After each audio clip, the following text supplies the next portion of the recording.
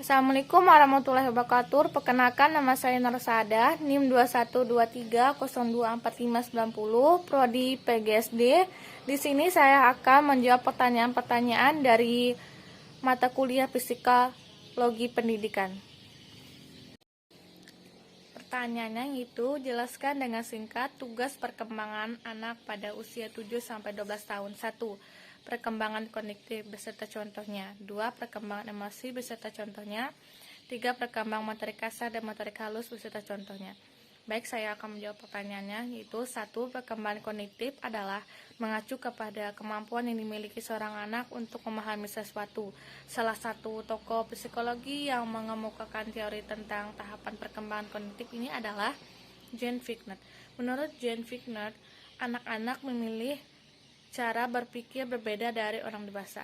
Contohnya seperti anak usia 7 tahun sudah memiliki akal dan kemampuan menghafal serta sudah bisa memahami penjelasan yang diberikan oleh ibu dan bapak.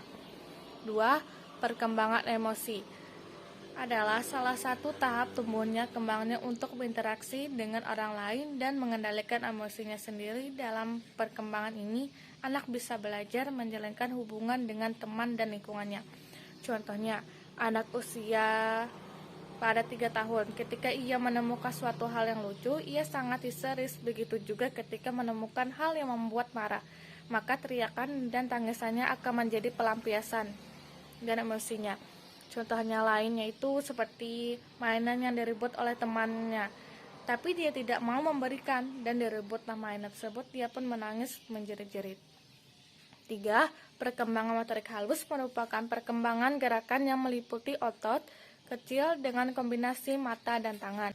Contohnya seperti anak yang usia sudah 5 tahun sudah bisa menggambar, menulis angka, menggaris-gariskan pada buku, serta bisa memasukkan balok sesuai dengan bentuknya.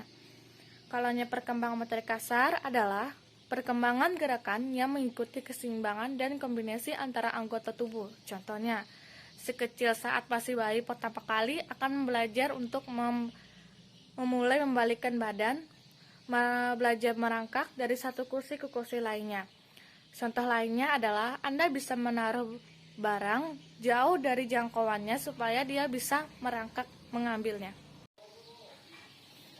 Pertanyaan kedua, Doni yang berusia 6 tahun ketika masuk ke sekolah dasar tahun ketiga, Doni sering menolak mengerjakan soal yang diberikan ibu atau bapak guru. Ketika ditanya oleh guru, Doni merasa bosan dengan pelajaran yang di sekolah. Jelaskan penyelesaian kasus dari Doni menggunakan teori behavioris. Baik, saya akan menjawab pertanyaannya, yaitu menurut saya penyelesaian dari kasus Doni ini, kita sebagai guru harus lebih berpartisipasi dengan muridnya. Jadi seperti kasus Doni, dia malas untuk belajar, jadi kita sebagai guru harus membangkitkan semangat dia untuk belajar. Contohnya seperti saat Doni ditanya guru, Doni tidak menjawab. Agar dia menjawab pertanyaan dari guru, maka guru tersebut akan membuat Doni menjawab seperti memberikan hadiah. Jika dia bisa menjawab pertanyaan dari guru, sebaliknya, jika dia merasa bosan dengan pertanyaan dan soal, maka ibu guru tersebut akan melakukan sebuah permainan atau hal yang menarik murid untuk menjawab dan mengerjakan yang diperintahkan oleh guru tadi. Pertanyaan yang ketiga, yaitu 3. Jelaskan dengan singkat yang dimaksud dengan short theory memory, long theory memory, perbedaan short theory memory dan long term memory, serta yang D, skema memori, dan yang E, gelombang otak. Baik, sini saya akan menjawab pertanyaannya. 1. Apa yang dimaksud dengan short theory memory? Short theory memory adalah suatu proses penyimpanan memori sementara. Artinya, informasi disimpan hanya dipertahankan selama masih tersebut dibutuhkan kapasitas ingatan jangka panjang tidak terbatas. Yang B, apa pengertian dari long theory memory adalah suatu sistem yang berfungsi untuk menyimpan secara permainan, mengatur dan mengambilkan kembali informasi-informasi yang di waktu berikutnya. Seringkali informasi yang disimpan maka long teori memori akan dapat diingat sepanjang waktu. Yang ketiga, apa perbedaan short teori memori dengan long teori memori?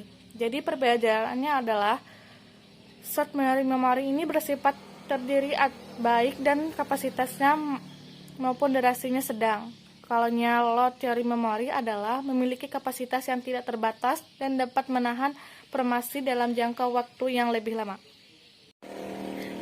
Yang D, soalnya itu skema belajar memori. Jawabannya dari stimulus ke registrasi pengindaran, terus ke proses awal.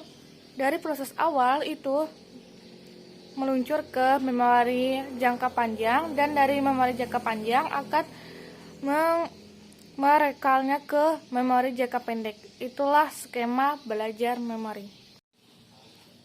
Pertanyaan yang D, apa yang dimaksud dengan gelombang otak? Gelombang otak adalah gelombang listrik yang dihasilkan oleh otak ke gelombang untuk dapatkan diukur melalui frekuensi dan amplitude, di mana setiap gelombang memiliki peran pondasi masing-masing dan akan mempengaruhi pola aktivitas dan otak perilaku yang akan dihasilkan. Pertanyaan yang keempat, jelaskan mengapa anak usia 7 tahun sudah bisa masuk sekolah.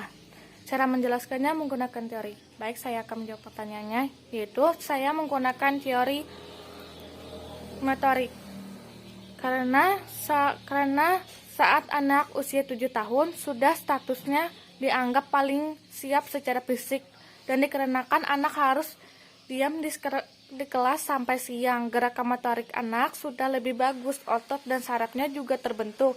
Misalnya memegang pensil, anak sudah lebih mampu jika harus menulis sendiri tanpa bantuan orang dewasa. Sekian jawaban dari saya.